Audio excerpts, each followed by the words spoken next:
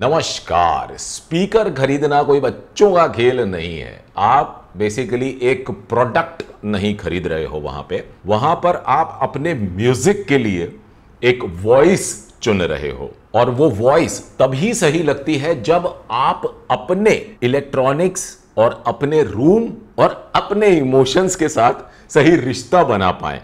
तो बेसिकली कहने का मतलब यह है कि जब तालमेल बैठता है आपके रूम का, आपके इलेक्ट्रॉनिक्स जैसे कि amplifier, pre amplifier, DAC, streamer, जो भी सब कुछ है, स्पीकर्स का तालमेल, और जब उनसे म्यूजिक निकलता है तो जो रिश्ता आपसे बनता है ओवरऑल पूरे सेटअप का, वो तो सबसे पहले तो जो हमें देखना चाहिए कि स्पीकर को खरीदने से पहले कि जिस रूम में हम उस स्पीकर को रखने का प्लान कर रहे हैं वो रूम छोटा है या वो रूम बड़ा है, क्या वो रूम स्क्वायर शेप का है या वो रूम रेक्टेंगुलर शेप का है, और कुछ लोगों के रूम्स तो सर्कुलर शेप के भी होते हैं। उसी हिसाब से हम फिर डिसीजन ले सकते हैं कि हमें बुकशेल्फ स्पीकर्स में जाना है या टावर स्पीकर्स में जाना है। फिर बुकशेल्फ स्पीकर्स में छोटा स्पीकर 5.25 इंच वाला कह लो, 6.5 इंच वाला कह लो, बहुत से 8 इंच में भी आते हैं, उस तरीके के स्पीकर्स हो गए। फिर टावर स्पीकर्स जैसे होते हैं, बड़े रूम्स में जनरली टावर स्पीकर्स अच्छा बढ़िया साउंड स्टेज वहां पे बन के हमको मिलती है। तो वो रूम को पहले हमें अपने समझना होगा। फिर उसके बाद रूम में स्पीकर्स का प्लेसमेंट, कि आप स्पीकर्स को कहां रखने वाले हो, रूम से ज्यादा इंपॉर्टेंट वो है। क्योंकि देखो, रूम तो अपनी जगह जो है उसको आप कुछ नहीं कर सकते, लेकिन स्पीकर्स का प्लेसमेंट को आप फिर भी एक बार को प्लान कर सकते हो, एडजस्ट कर सकते हो कि आपके रूम में आपको किस तरह से रखने। क्योंकि बेसिकली जो मेन एनवायरनमेंट क्रिएट होता है, साउंड स्टेज जो क्रिएट होती है, जो स्टीरियोफोनिक साउंड होती है जो क्रिएट होती है हमारी दो स्पीकर्स से, लेफ्ट एंड राइट से, वो ओवरऑल रूम के रिफ्लेक्शंस जो हमारी वॉल है किस तरह से उसको फिर उस पर वो जाके साउंड टकराती है, और तब वो टकरा के फिर वो हमारे कानों पे पड़ती है रिफ्लेक्ट होकर के, प्लस स्पीकर से जो डायरेक्ट साउंड आ रही है वो। तो ओवरऑल बेसिकली ये मान के चलो कि आपका पूरा रूम एक तरीके से उस वक्त जिस वक्त गाना प्ले हो रहा होगा या कुछ भी आप सुन रहे होगे, वो पूरा रूम एक आपका म्यूजिक सिस्टम की तरह काम कर रहा होता है। तो वहां पर रूम में आप स्पीकर्स को कहां प्लेस करोगे, ये और भी एक बड़ा स्टेप होता है स्पीकर को खरीदने से पहले।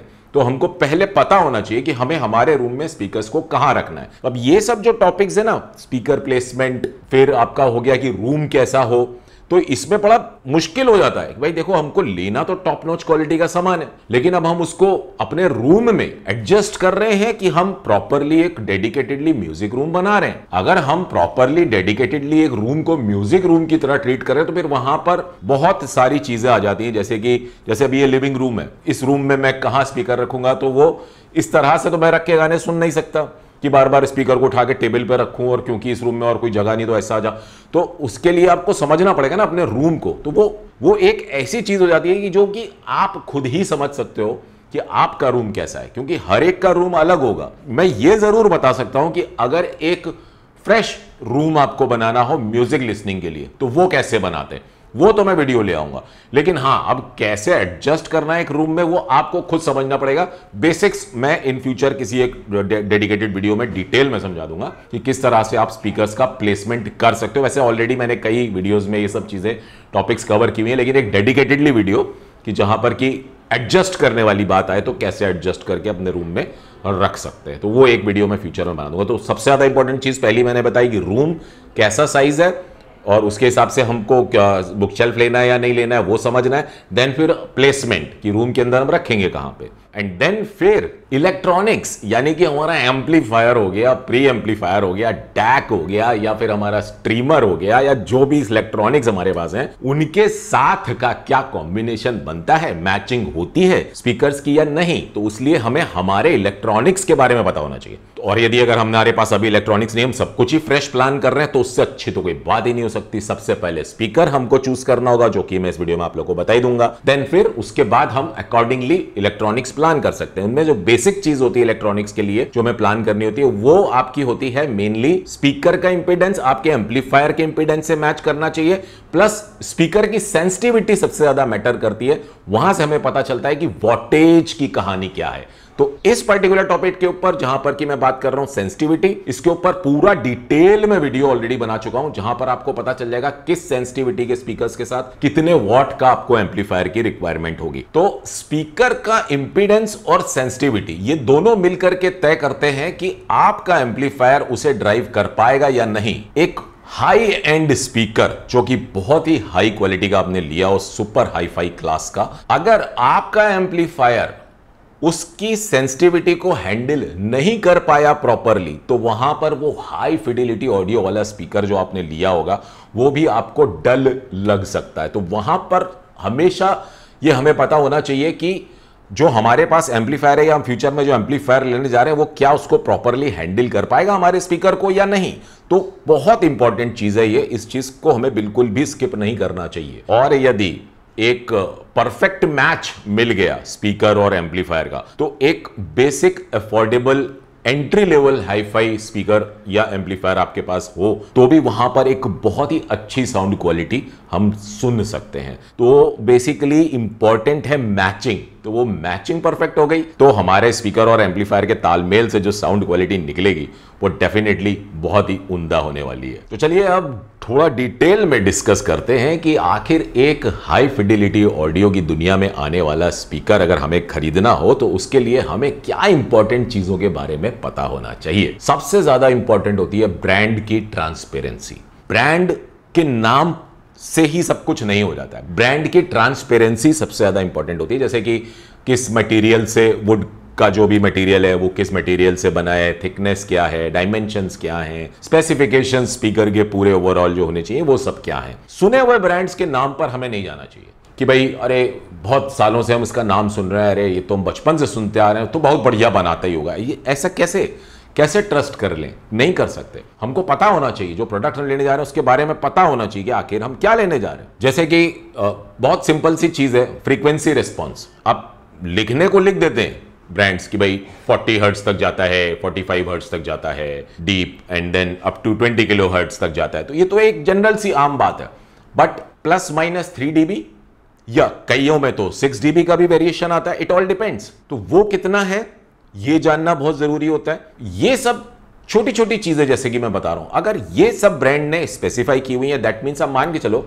कि ब्रांड जो है आपके साथ कोई चीटिंग नहीं कर रहा है, कुछ छुपा नहीं रहा है। और भी आगे चीजें बताता हूं कि ये सिर्फ फ्रीक्वेंसी रिस्पांस की बात नहीं हो गई, यहां थोड़ा और डिटेल में भी समझाऊंगा। वीडियो तो लंबा होता ही है, वो आज भी होगा, लेकिन समझ जाए आप इसलिए मैं थोड़ा डिटेल में समझाऊंगा हर एक चीज को। आगे धीरे धीरे करते करते चलते हैं आगे, समझ में सब कुछ आ जाएगा। अब फिर नेक्स्ट स्टेप आता है हमारा सेंसिटिविटी रेटिंग। जैसे कि मैंने स्टार्टिंग में बात की, तो अगर ब्रांड ने सेंसिटिविटी रेटिंग नहीं दी है तो हमारे लिए ये बड़ा मुश्किल हो जाएगा समझना कि हमारा एम्पलीफायर जो उसके साथ हम कनेक्ट करें वो कौन सा हो। तो वो उसके ऊपर तो खैर मैंने बताया पहले भी कि मैंने एक डेडिकेटेडली डिटेल्ड वीडियो बनाया। तो बेसिकली सेंसिटिविटी रेटिंग जो है वो हमें पता होनी चाहिए स्पीकर खरीदते वक्त कि उसकी सेंसिटिविटी रेटिंग कितनी है, जिससे कि हम अपना एम्पलीफायर के साथ का चुनाव कर सकें कि बेसिकली क्या वो उसके साथ हमारे एम्पलीफायर के साथ जाएगा या नहीं जाएगा, या अगर हमको लेट से कि साथ में हम एम्पलीफायर भी खरीद रहे हैं तो वो किस तरह का एम्पलीफायर हम लें।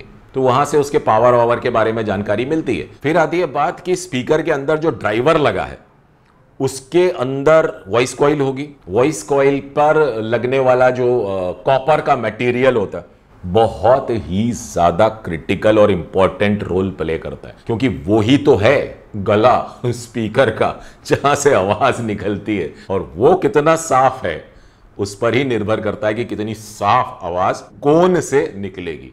देन नेक्स्ट स्टेप आता है हमारा क्या, कोन का मटेरियल क्या है, जिससे कि हम अंदाजा लगा सकें कि किस तरह की साउंड क्वालिटी हमें वहां मिलने वाली है। अब कोन के मटेरियल से कौन सी से कैसी साउंड निकलती है इसके ऊपर भी मैं एक पीछे डेडिकेटेडली डिटेल्ड वीडियो बना चुका हूं जहां पे मैंने स्पेसिफिकली कोन्स के ऊपर ज्यादा डिस्कशन किया था, तो आपको वहां से पूरी जानकारी मिल जाएगी। तो बेसिकली कोन के बारे में भी जानकारी वहां पे मिलनी चाहिए हमको कि कोन किस मटेरियल का है, क्योंकि कोन का जो मटेरियल होता है ना उसका एक अपना ही कैरेक्टर होता है। जैसे पेपर कोन से आपको एक डिफरेंट साउंड सुनाई देगी, फिर अगर आपको केवलार कोन पे अगर आप सेम साउंड को सुनोगे, म्यूजिक को कोई भी आपका ट्रैक फेवरेट उस पर अलग तरीके से वो सुनाई देगा। ग्लास फाइबर का अगर कोन होगा उस पर अलग तरीके से सुनाई देगा, और एल्यूमिनियम कोन होगा उस पर और भी अलग तरीके से सुनाई देगा। तो सब डिफरेंट होता जाता है। तो जो मैं हमेशा बोलता हूं ना, हर स्पीकर एक दूसरे स्पीकर से डिफरेंट होता है, वो इसीलिए क्योंकि वहां पर बहुत सारी चीजें बदलती रहती हैं। भले ही वो 5.25 इंच का ड्राइवर है, लेट से जैसे यहां लगा हुआ है, तो 5.25 इंच का ड्राइवर होने से कि अब इसमें जैसी आवाज निकल रही है दुनिया के सारे 5.25 इंच के ड्राइवर से वैसी आवाज निकलेगी, ऐसा नहीं होता।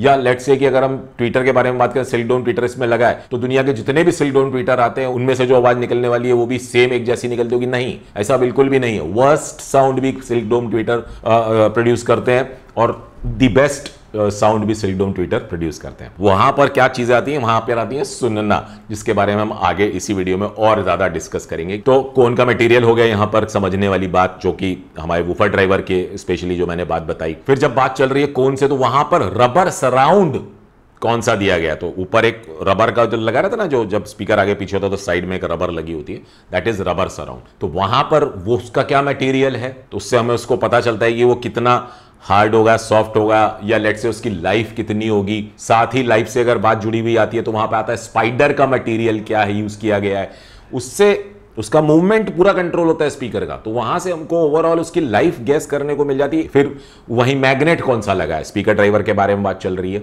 और उसकी जो बास्केट है वो कौन सी लगी है, बास्केट का मटेरियल क्या है, क्या वो मेटल की बनी है या वो किसी एबीएस प्लास्टिक मटेरियल की बनी है, या जो भी मटेरियल एल्यूमिनियम की बनी है। सब के अलग अलग कैरेक्टर होते हैं। मेटल लोहा जो अगर बना है तो दैट इज नॉट, किसी भी एंगल से मैं तो उसे हाईफाई में काउंट नहीं करूंगा। एबीएस प्लास्टिक हाईफाई है, एल्यूमिनियम हाईफाई है, मतलब नॉट हाईफाई सिर्फ बास्केट हाईफाई नहीं हो गई, बट एक हाईफाई कैटेगरी में आने वाले जो चीजें होती है वो। फिर वहां पर मैग्नेट, जैसे कि फेराइट मैग्नेट होता है, अगर बहुत ही प्रीमियम स्पीकर होगा, बहुत ही हाई एंड टॉप नॉच, बहुत महंगा, मतलब 8-10 लाख 20 लाख तक के स्पीकर जो आते हैं, इवन करोड़ों में भी है, तो वहां पर आपको इट ऑल डिपेंड्स कि साउंड के कैरेक्टर से मैच करने के हिसाब से। लेकिन जनरली जो आपको है वहां पर फिर नियोडीमियम मैग्नेट्स, जब बहुत ज्यादा महंगा स्पीकर रहता है तो वहां देखने को हमें मिल जाता है। अब खैर महंगे और सस्ते के बारे में ये अलग चीज हो जाती है, एक अलग, ये एक टेस्ट भी है सुनने का, और जो डिजाइनर है उसके ऊपर भी निर्भर करता है कि वो फेराइट मैग्नेट पे जाना चाहता है कि वो नियोडीमियम पे जाना चाहता है। इट ऑल डिपेंड्स, उससे काफी कुछ फर्क पड़ता है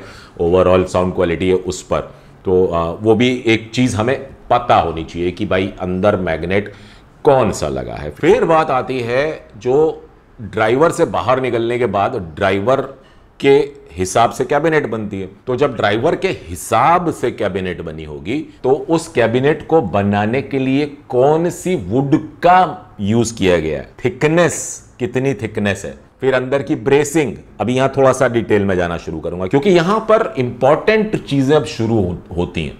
यहां से बेस रिस्पॉन्स हमारा सफर करता है और ओवरऑल साउंड क्वालिटी कि जैसे मिड रेंज का सेक्शन हो गया, वो सब चीजें कैसी बाहर आएंगी हमारे स्पीकर से, वो हमें समझ में आएगा। तो वुड जितनी ज्यादा डैम्प, मतलब थिक वुड, जैसे कि जितना ज्यादा डेड कर सके, बहुत ज्यादा भी डेड नहीं होना चाहिए, बट हाँ जैसे कि एचडीएमआर वुड हो गई। खैर एचडीएमआर से अगर नॉर्मल रेगुलर वुड भी जो हमारी एमडीएफ रेगुलर वाली आती वो भी यूज करें तो उसकी थिकनेस एटलीस्ट मिनिमम से मिनिमम 17 या 18 mm होनी चाहिए, अदरवाइज वो एक एंट्री लेवल हाईफाई कैटेगरी में भी काउंट नहीं होगा, बिल्कुल नहीं होगा। 11 mm या उससे भी आसपास कुछ स्पीकर्स में 9 mm मैंने खुद इस तरह के स्पीकर्स को सुना है। लेकिन जब बात आती है बजट कि भाई हमारा बजट नहीं है लेकिन हमको चाहिए एकदम 5.1 मिल जाए हमको 30-35 हजार 40-45 हजार में, तो फिर वहां पर बजट के हिसाब से फिर चीजें ऐसी ब्रांड बना देता है कि भाई जब डिमांड ही आ रही है कि भाई हमारा इतना ही बजट है, हमको इतने में कुछ दे दो, तो ब्रांड ने कहा ठीक है भाई ले लो। आपको अगर साउंड क्वालिटी से लेना देना नहीं है, आपको सिर्फ एक 5.1 सिस्टम दिखने में चाहिए कि भाई हमको 5 स्पीकर हो हमारे पास बड़े बड़े और उनसे आवाज निकल रही हो, कैसी आवाज निकल रही है उससे कुछ लेना देना नहीं। हमने कोई स्पेसिफिकेशन चेक नहीं किया, हमने सिर्फ देखा पैसा, हमारा बजट इतना, इतने में हमको ये 5.1 मिल रहा है, हमने ले लिया, ठीक है भाई, वेल एंड गुड, आप ले आए, आपने सुना, आपको अच्छा लगा, खत्म हो गई कहानी। बट यहां बात चल रही है हाई फिडिलिटी ऑडियो की दुनिया की, तो वहां पर 11 mm भूल जाओ। मैंने कहा 17-18 mm से नीचे की वुड पर बना कोई भी स्पीकर जो कि 5.25 इंच ड्राइवर, कम से कम 5.25 इंच का ड्राइवर जहां पे लगता हो, उसके ऊपर 5.25 इंच के नीचे से 4 इंच का ड्राइवर है तो ठीक है, वहां पर 11 mm का वुड अगर यूज किया है तो फिर भी एक बार को चल जाएगा। अब बात आती है ब्रेसिंग। अगर ब्रेसिंग नहीं दी गई है, 11 mm तो भूल जाओ, 11 mm में तो अगर ब्रेसिंग भी दी है तो भी मान के चलो कि बेकार ही है, वहां पर फिर कुछ आपको मजा नहीं मिलने वाला है। 17-18 mm की वुड के बाद ब्रेसिंग भी होनी चाहिए। और ब्रेसिंग जो अपना रोल प्ले करती है, देखो स्पीकर के अंदर ना बहुत ज्यादा एयर का प्रेशर बनता है। एमडीएफ वुड कैसी होती है ना, वो अपने आप में स्ट्रेच करती है, इसे रबर की तरह स्ट्रेच करती नहीं दिखेगी आपको, बट अगर आप एक रेगुलर एमडीएफ पे बने हुए स्पीकर को टच करोगे एक ड्राइवर से, लेट से कि ये जो ड्राइवर लगा है, इसी स्पीकर के बारे में बात करते हैं, ये जो ड्राइवर लगा है, ये ड्राइवर आगे पीछे मूव कर रहा है, हमने यहां हाथ लगाया है साइड में, तो साइड में हाथ लगा के हम एक फील कर सकते हैं कि हमारा स्पीकर जो है ना ऐसे वाइब्रेट कर रहा है, मतलब ऐसा नहीं करेगा, हाथ लगाएंगे तो फील होता है ऐसा, तो वो हमको फील पता चलता है। फिर अगर हम HDMR पे जाते हैं या और कोई और बेटर वुड बर्च प्लाई वगैरह पे जाते हैं, तब वहां हाथ लगाएंगे तो वहां पर वो इसी ड्राइवर के साथ एकदम सेम बॉक्स अगर बना होगा तो वहां पर वो वाइब्रेशंस फर्क हो जाएंगी, अलग तरीके से फील आएंगे तब भी, लेकिन उनका फील ही चेंज हो जाएगा। इवन साउंड क्वालिटी जो है ना वो एकदम बदल जाएगी, दुनिया बदल जाएगी।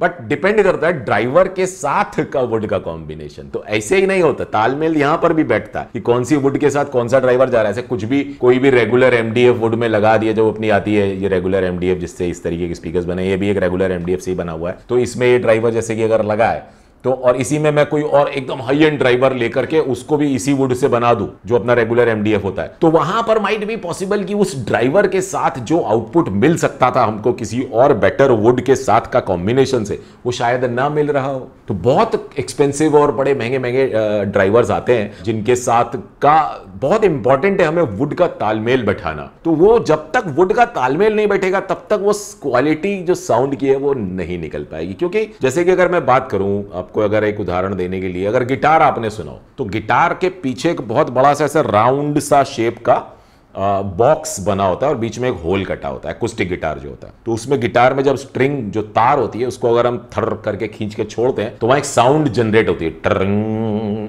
मतलब नॉट टरिंग जो भी होती है, ट्याऊं तो जो भी साउंड गिटार की जनरेट होती है, मैं तो बहुत ही बुरी साउंड निकल रहा हूं, गिटार तो मेरा फेवरेट है, मेलोडियस साउंड वहां से निकलती है। वहां क्या है, बॉक्स, गिटार के पीछे एक बॉक्स लगा है, और वो बॉक्स कैसा है वही गिटार की क्वालिटी को बदल देता है पूरा। वही स्ट्रिंग जो उस गिटार में लगी है, जो तार, वही बॉक्स अगर चेंज हो जाए गिटार का, तो वही जो मेटल की जो उसमें वायर लगी थी गिटार में, वो पूरी की पूरी अलग तरीके से साउंड करेगी। तो गिटार भी उसी तरीके से, जब कोई गिटार डिजाइन करता है, गिटार डिजाइन करने वाला जो भी म्यूजिक इंस्ट्रूमेंट बनाता होगा, तो वहां पर बहुत सारी वुड्स के साथ तालमेल बैठा करके देखा जाता है और फिर गिटार बनता है, और फिर उसमें से वो मधुरता वाली साउंड निकलती है, तभी तो वो मजा आता है गिटार में।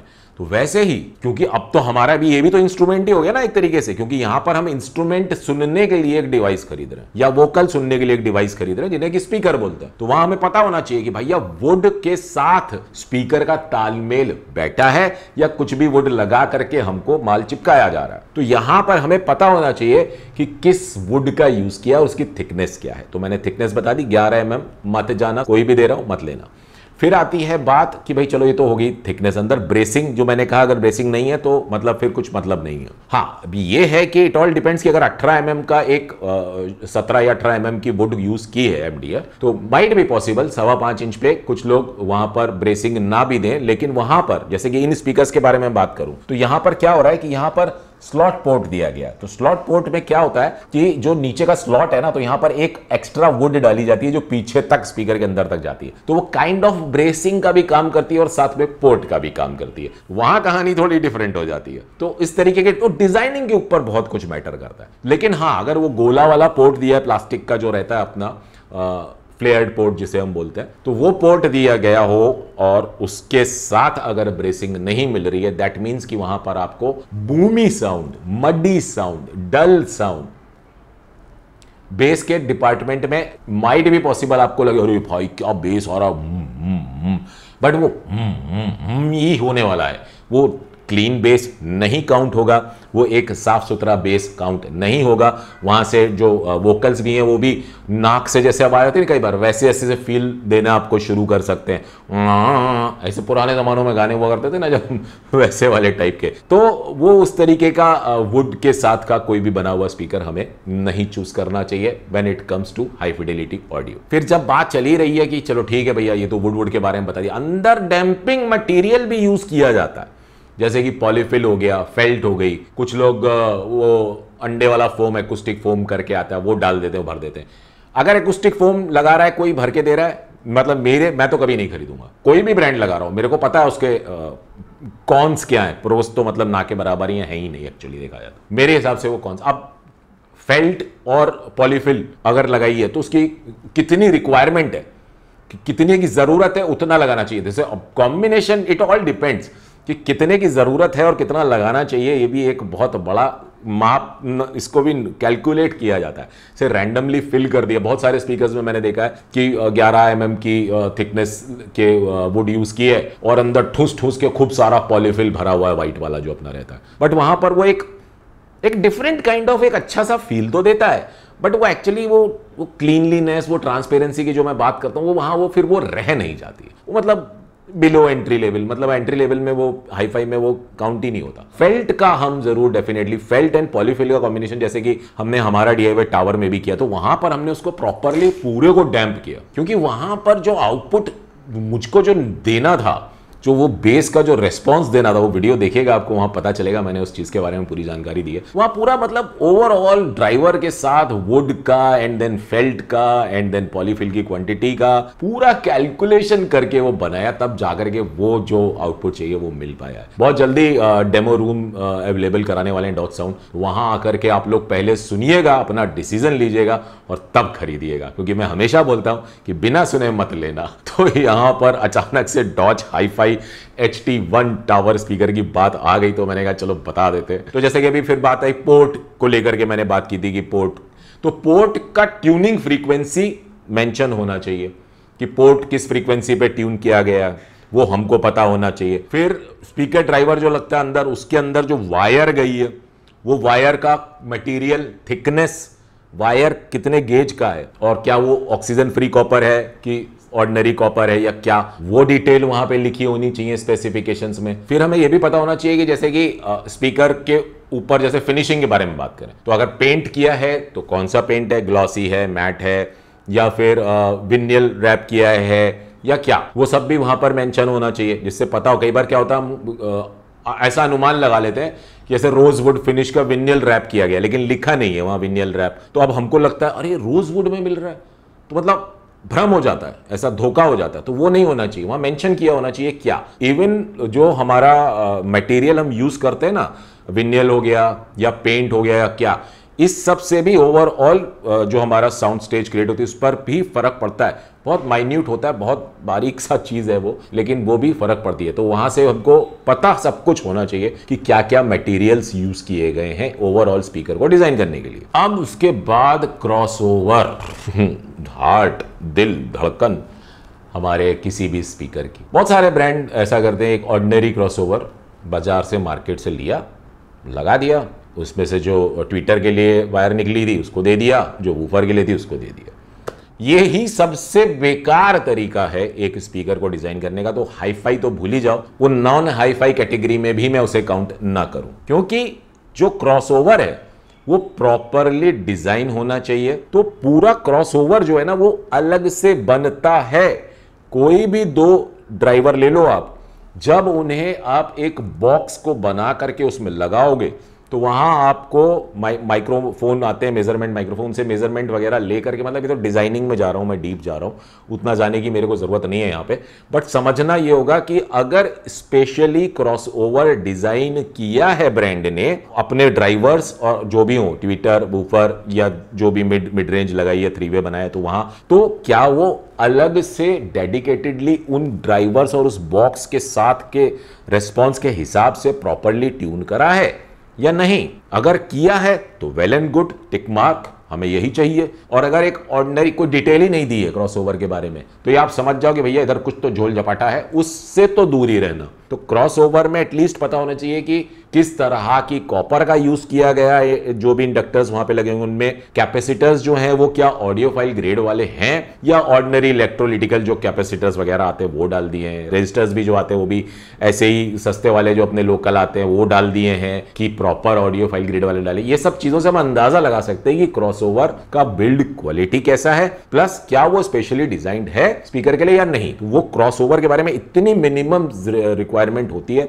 जो हमें पता होनी चाहिए। और वैसे तो टेक्निकली फिर जाएंगे तो बहुत कुछ है, ये वो सुनने के ऊपर फिर वहां बात आ जाती है। तो सुनने के ऊपर से मतलब ये है कि अगर आप अगर किसी ब्रांड ने वहां पर ग्राफ दिखाया भी है, लेट्स से कि ड्राइवर, जैसे कि स्पेशली हम जब खरीदने जाते हैं कोई स्पीकर ड्राइवर को, तो वहां हमें ग्राफ एक साथ में मिलता है देखने के लिए, भाई इसका ऐसा ग्राफ आउटपुट है, बट उसको हम सुन नहीं सकते ना, ग्राफ को कैसे पता चलेगा? अभी आप देखो कि एक एल्यूमिनियम कोन का ग्राफ है, उसको आप ले लो, फिर आप एक पेपर कोन का ग्राफ है, उसको आप ले लो, दोनों को अगल बगल रख लो, 19-20 चिंटी भर का आपको फर्क दिखेगा उसमें, बट दोनों ही फ्लैट दिखेंगे। भाई दोनों ही अच्छे, एक 50,000 का ड्राइवर मिल रहा है, एक 5,000 का स्पीकर ड्राइवर मिल रहा है। भाई 50,000 का क्यों दे रहा है यार आदमी, ये तो मतलब लूट रहा है हमको। ऐसा नहीं होता है, सुनना यहां है असली खेल। क्योंकि जब तक हम, साउंड तो सुनने की चीज है ना, सिर्फ अगर ग्राफ्स और पैरामीटर्स जो स्पेसिफिकेशंस के बारे में बात कर रहा हूं, अगर इन पर बिहाफ पर हम चलेंगे तो वहां पर फिर हम एक अधूरा स्पीकर ले रहे होंगे। वहां हमको सब कुछ, जैसे मैंने बताया, हमने इन सब चीजों के बारे में देखा, पढ़ा, समझा, हाँ अरे सब कुछ दिया, अरे वाह वाह वाह, तो ये तो अच्छा ही होगा क्योंकि यहां सब कुछ लिखा है। नहीं, अब बात आई है सुनने वाली, तो जाओ, जा करके सुनो खुद अपने कानों से, फिर अपना डिसीजन लो कि क्या ये मेरी पसंद के हिसाब से स्पीकर्स हैं या नहीं है। तब वहां पर आपको समझ में आएगा असली खेल। जो ग्राफ्स या इस तरीके के स्पेसिफिकेशंस को देख करके हम डिसीजन ले लेते हैं ना कि भाई अरे हाँ सब अच्छा हो, वो सबसे गलत चीज है। या तो आप बिल्कुल ट्रस्ट करते हो किसी के ऊपर कि यार ये आदमी को मैं जानता हूं, इस आदमी ने अगर ये बात बोली है, क्योंकि इसका टेस्ट और मेरा टेस्ट सेम है, इसने एक पर्टिकुलर स्पीकर के बारे में बताया था, बहुत अच्छा था, फिर अब ये इस स्पीकर के बारे में बता रहा तो ये भी अच्छा होगा। वहां आपने ट्रस्ट करके एक बार को चांस ले लिया, well and good, no problem. हो सकता है आप जब उसे सुनो, हाँ यार ये तो मेरी पसंद का निकला, ऐसा ही मुझे चाहिए था, ठीक है। लेकिन अगर आपको आपकी पसंद का नहीं निकला तो भैया रिटर्न के झंझट में फंस जाओगे। और आजकल रिटर्न कुछ बिल्कुल भी आसान नहीं होता है, बड़ा मुश्किल का काम हो जाता है। तो रिटर्न के झंझट में ना पड़ना पड़े, तो भले ही किसी ट्रस्टवर्दी इंसान ने आपसे बोला हो कि बहुत अच्छा है, तभी भी मैं ये कहूंगा कि आप जाएं और जा करके सुने और फिर अपना फैसला ले। तो एंड ऑफ द डे निष्कर्ष यही है कि आंकड़ों पे ना जाते हुए हमको सुनने, अपने कानों पे भरोसा करना चाहिए और फिर जाकर के एक स्पीकर का हमें चुनाव करना। तो ये बेसिकली इंपॉर्टेंट चीजें थी जो मैंने बताई कि जो आपको पता होनी चाहिए। एक खरीदने से पहले इन सब चीजों के बारे में जानकारी आपको स्पेसिफिकेशंस में पढ़ लेनी चाहिए स्पीकर को खरीदने से पहले, कि क्या ये सब चीजें दी गई है, मेंशन है या नहीं है। अगर इनमें से कुछ भी मिसिंग है, मुझसे आके कंसल्ट कर सकते हो, बात कर सकते हो, और वहां मैं आपको गाइड कर दूंगा कि क्या सही है और क्या नहीं। तो यदि आप लोगों को मेरा ये वीडियो पसंद आ गया हो तो भैया नीचे लगे लाइक के बटन को जरूर दबा दीजिएगा। और यदि आप लोगों ने मेरे चैनल को अभी तक सब्सक्राइब ना किया हो तो उसे भी सब्सक्राइब कर लीजिएगा। फिलहाल मैं आप लोग से आगे लेना चाहूंगा। आप लोगों का बहुत बहुत धन्यवाद।